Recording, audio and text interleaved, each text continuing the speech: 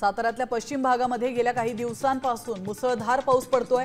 यामुळे जिल्ह्यातल्या धरणांची पाणी पातळी झपाट्याने वाढत असून कण्हेर धरणामध्ये 57% इतका पाणी साठा आहे। धरणातून 1540 क्युसेक वेगाने नदीपात्रामध्ये पाण्याचा विसर्ग केला जातोय। त्यामुळे वेण्णा नदीकाठच्या गावांना सतर्कतेचा इशारा देण्यात आलाय।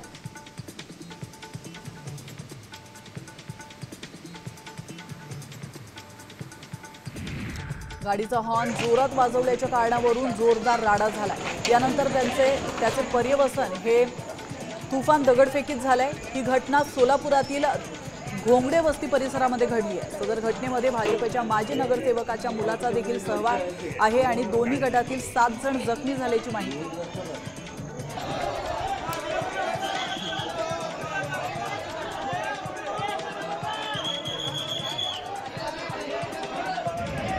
कोल्हापुरात गव्यांची दहशत पसरली आहे। इथल्या ज्योतिबा डोंगर परिसरातील केकले रोडवर गव्यांचा कळप दिसून आलाय।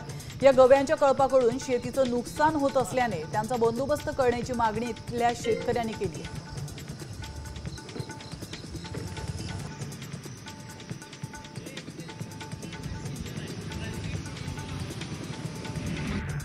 राधानगरीच्या कोदवडेमध्ये 10 फूट लांबीचा अजगर आढळला।